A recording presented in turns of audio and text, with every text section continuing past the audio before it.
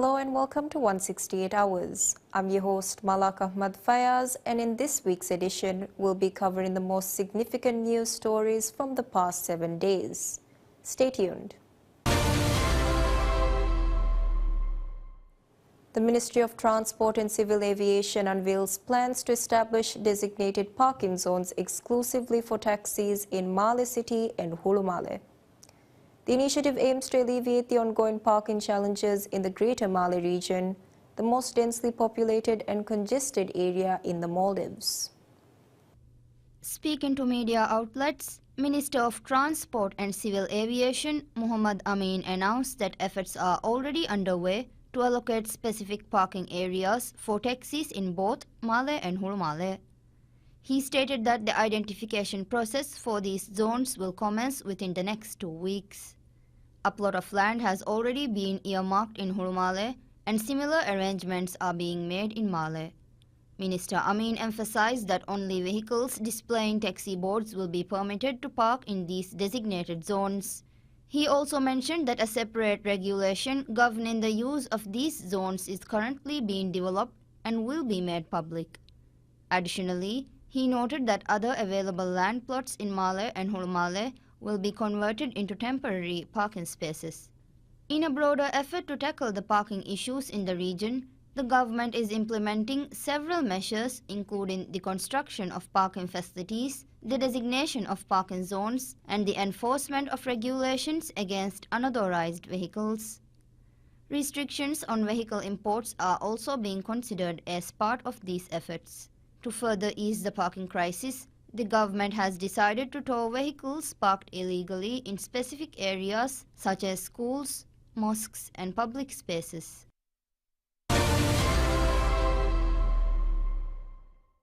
President Dr. Mohammad Muizzu underscores the importance of research and studies in overcoming challenges to the Maldives' development and achieving economic prosperity. The President made these remarks during the inauguration of the Teveli International Conference 2024. In his address, President Dr. Muizzu articulated the government's vision for Maldives, where every policy decision is guided by evidence-based professional solutions. He called on all stakeholders, including academia, researchers, policymakers, the private sector, and the public to collaborate in this vital endeavor. The President emphasized the significance of domestic research, stressing the need to strengthen the nation's research systems. He highlighted the importance of aligning development models with the community's values and future aspirations. Acknowledging the unique challenges faced by small island developing nations like the Maldives, such as environmental and public health issues, he stated that the most effective way to address these concerns is through thorough research and identification of actionable solutions. Additionally, President Dr. Muizzu noted his administration's commitment to promoting research and development, citing the establishment of a National Research Council as a cornerstone of a research-driven future. He also announced the introduction of a special grant aimed at fostering research and innovation. The President concluded his remarks by urging the public to value and support research, to ask questions, seek knowledge, and actively contribute to the nation's progress. The 7th edition of the conference, organized by the Maldives National University (MNU), will take place from August 19th to 20th under the theme Bridging Boundaries, Exploring Synergies across research disciplines. Parliamentarians emphasizes that the sustainable provision of basic services relies on the establishment of urban centers.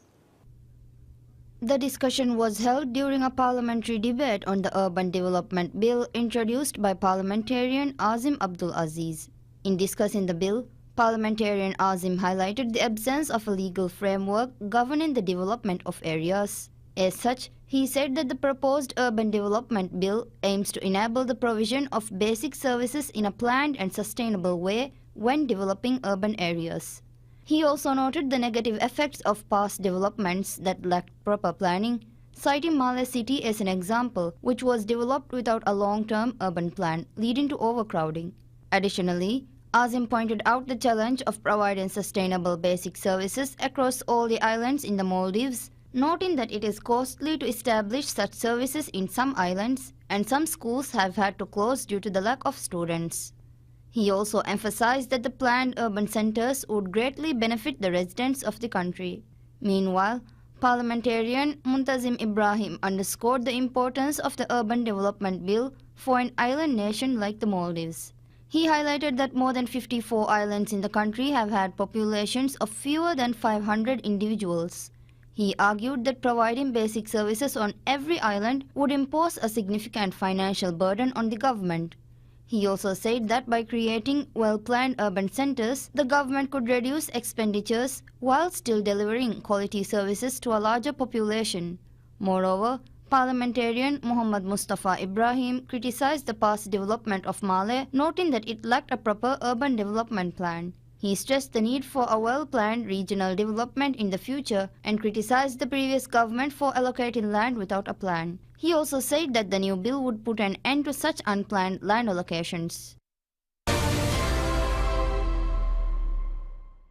President of the Maldives National Association of Construction Industry, MNACI, Mohammad Ali Jinnah states that the number of loans issued for construction industry purposes have been increased by 6%. Speaking at the inaugural ceremony of the Construction Industry Forum, President of MASI, Jinnah underscored the crucial role of the construction industry in national and economic development. Highlighting the notable achievements of the industry during the first quarter of the year, Jinnah stated that the loans issued for construction industry purposes have increased by 6%. He expressed his optimism, stating that the augmentation in the issuance of loans for the construction industry is indicative of its progress. Furthermore, Jinnah emphasized the importance of exerting more efforts to enhance the construction industry. He called on to the experts of the industry and the government for their collaborative efforts in progressing the enhancement of the industry. He highlighted the need to discuss the challenges faced within the construction industry with relevant governmental authorities and seek potential solutions for the problems. Jinnah disclosed that the biggest challenge within the industry is the lack of skilled labor, adding that the industry faces difficulties in recruiting employees, including technical experts and laborers as well. The Construction Industry Forum aims to serve as a platform in which the challenges of the industry can be discussed while determining potential long-term solutions. The forum saw talks being held on 4 significant sectors with more than 80 participants. The forum was attended by government officials as well as private individuals. The construction industry is the second industry contributing the most to the nation's economic growth. The Ministry of Health is set to announce transitional regulations for the registration of certain service establishments within the next 2 weeks under the newly enacted Food Safety Act. President Dr. Mohammad Muiz passed the Food Safety Act on May 23rd and it will come into force on August 23rd.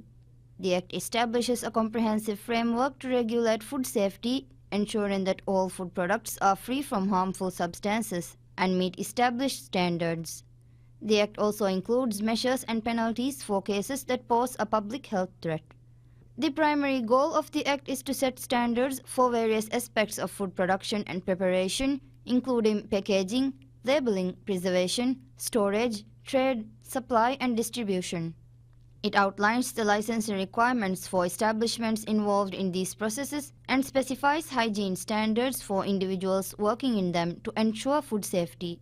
However, temporary markets, vehicles, and stands that provide residential and food services are exempt from registration.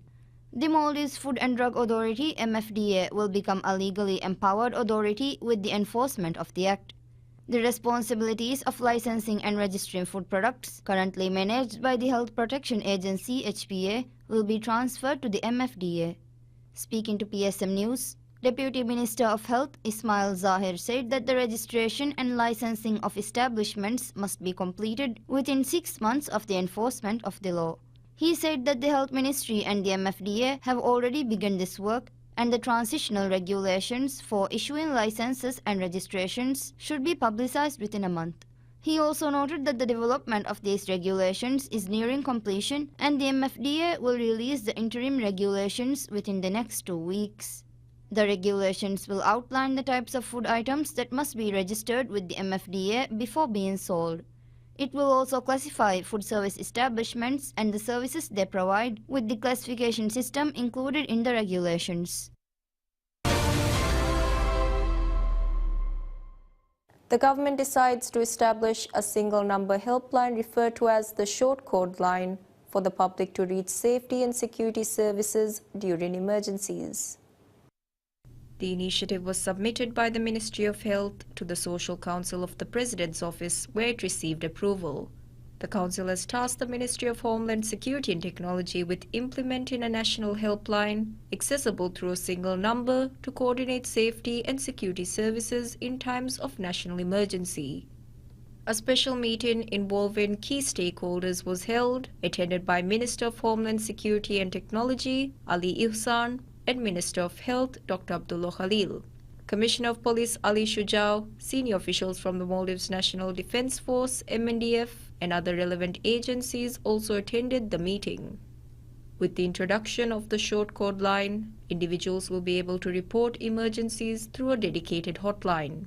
Upon receiving a call, the appropriate agencies will immediately begin responding. The initiative aims to address the challenges faced by individuals who are unsure of which agency to contact during emergencies. The government has begun discussions and plans to launch the service as soon as possible. Currently, emergency calls in the Maldives require contacting different agencies through separate numbers. The new short code line will streamline this process, providing a single point of contact for all emergency situations.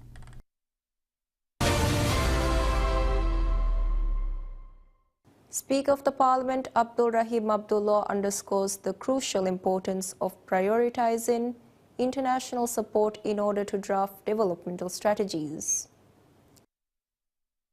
Speaking at the 2024 Interregional Seminar on the Achievement of the SDGs for Parliaments of Developing Countries held in Beijing, China, Speaker Abdul Rahim emphasized the importance of considering each country's situation and available resources when drafting developmental strategies in this globalized world. As such, he highlighted the crucial connection between the Maldives' economic development strategies, its democratic values, and sustainability. Drawing from President Dr. PSMNEWS' address at the 4th International Conference on Small Island Developing States, the speaker reiterated that sustainability is at the core of the Maldives' identity and resilience is essential to its way of life. Furthermore, Speaker Abdul Rahim stressed that inclusive globalization requires a commitment to sustainability and international collaboration. He reaffirmed the Maldives' dedication to partnership with China and other nations in pursuit of a prosperous and sustainable future. The 2024 Interregional Seminar on SDGs for Parliaments of Developing Countries is being held from August 18 to 23 in Beijing.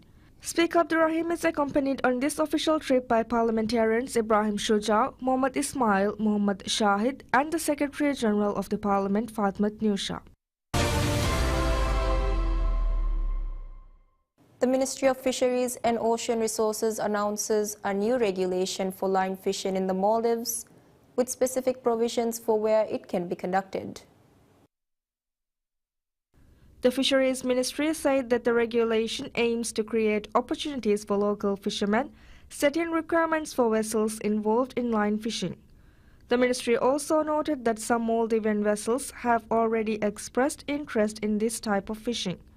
While the regulation opens up line fishing opportunities for locals, it also designates specific areas for the activity.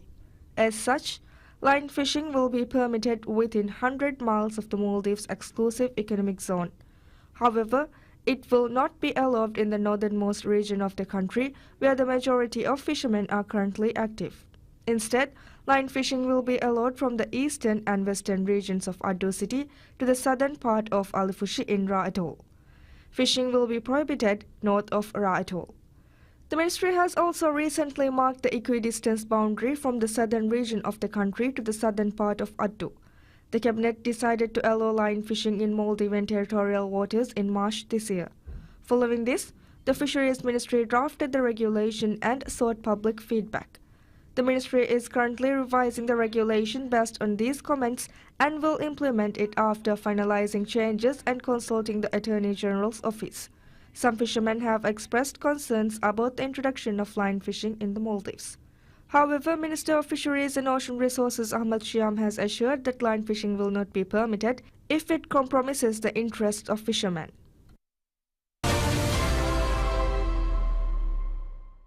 Minister of Education Dr. Ismail Shafiu states that the grant of $9.5 million will provide a comprehensive solution to the problems in the education sector. The minister made the remarks during the ceremony held to inaugurate the Revolutionary Change in Education project. Speaking at the ceremony, Minister Shafiu noted the decrease in the percentage of students passing the O-level examination in the past 10 years. He also added that the number of students that complete A-level and join universities for higher education has also been decreasing. Citing the budget of the government allocated for education, the Education Minister said that these numbers are a major concern. Adding that this is not a problem that can be ignored, Minister Shafiu stated that the desired results cannot be achieved unless the quality of teachers is raised. Disclosing that more than 2,700 teachers are still needed for the schools in Maldives, Minister Shafiu assured that the government would address these challenges and bring about a positive change in the education sector. Revolutionary Change in Education was inaugurated by the Vice President, Hussein Mohammad Latif. Under the project, the Global Partnership for Education (GPE) has provided the government with 3 grants worth $9.5 million. As such, $5 million was received as System Transformation Grant, $1.5 million was received as System Capacity Grant, and $3 million was received as Multiplier Grant. With this grant aids, the government will be establishing schools developing educational management skills, educational planning and financing, as well as training and fielding of teachers. Additionally, the government will be introducing a new education management information system to formulate education policies. The Global Partnership for Education is the largest private education funding organization in the world. Maldives is a member of the Board of Directors of GPE for the term 2024 January to 2026 December.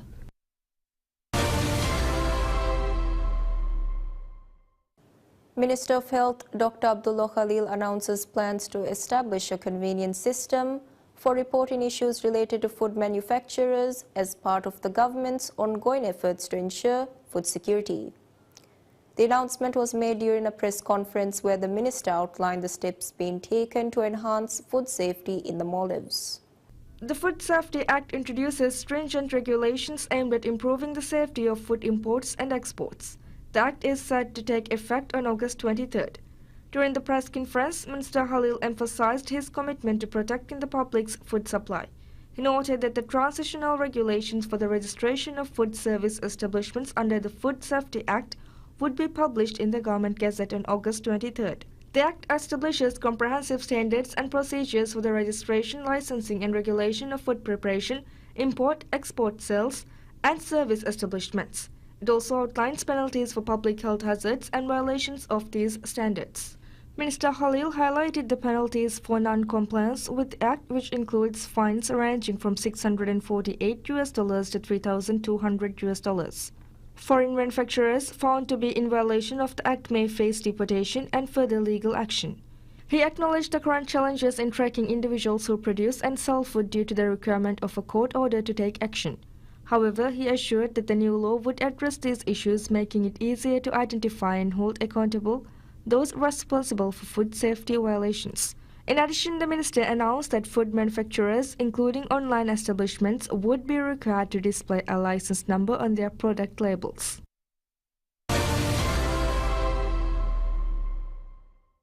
The government decides to intensify its efforts in combating illegal immigration through an expanded series of operations. The Ministry of Homeland Security and Technology, alongside Maldives Immigration, has been actively conducting raids and operations over the past few months. In a press conference, the authorities shed light on the initiatives of the newly formed task force dedicated to addressing illegal immigration. Minister of Homeland Security and Technology Ali Ihsan revealed that President Dr. Mohamed Muizzu has urged a collaborative approach among ministries to find a swift and long-term solution to this issue. The task force, which includes the Health Protection Agency HPA, the Maldives Food and Drug Authority MFDA, and the Ministry of Economic Development and Trade, will see active participation from these bodies in all raids and operations. They will also take necessary legal actions as part of this effort. The initiative to address illegal immigration was launched by President Dr. Mohamed Muizzu in July following cabinet recommendations. Since then, joint operations between Ministry of Homeland Security and Maldives Immigration have led to the detention of several immigrants involved in illegal trade and food production activities that fail to meet food security standards. Efforts are ongoing to deport these individuals. To tackle the issue, the government has introduced a nationwide program named Operation Kurangi.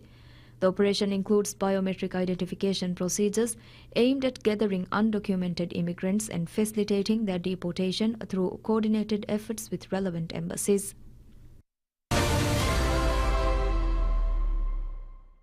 The Minister of Cities, Local Government and Public Works, Adam Sharif Umar, states the results of a scientific study on the decentralization of administrative areas in the Maldives will be publicized on August 25th. The study is conducted by the Maldives National University, MNU. In an interview with PSMNEWS, Minister Adam Sharif Umar shared that following the publication of MNU's findings, Ministry's teams will embark on a nationwide tour to various regions to assess and implement the necessary reforms based on the study's insights. The minister stated that the findings of the study will be shared on Sunday, highlighting that efforts are underway to identify any laws that may conflict with or pose challenges to the decentralization system.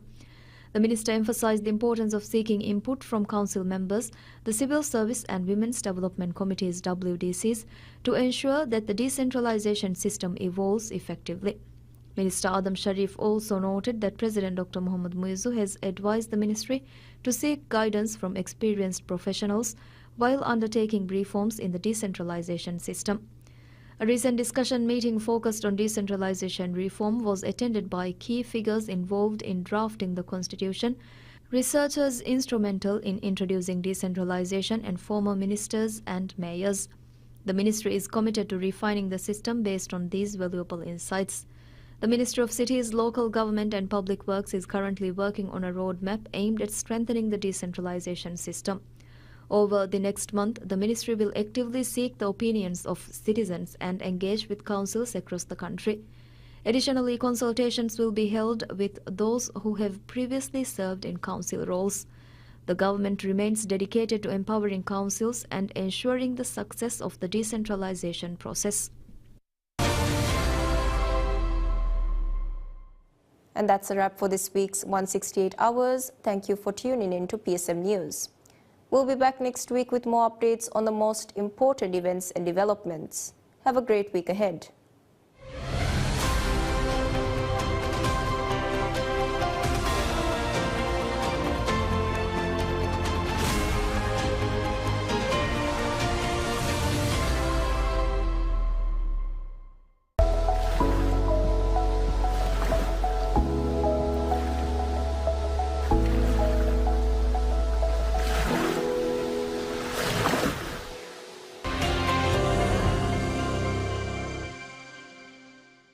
बाकी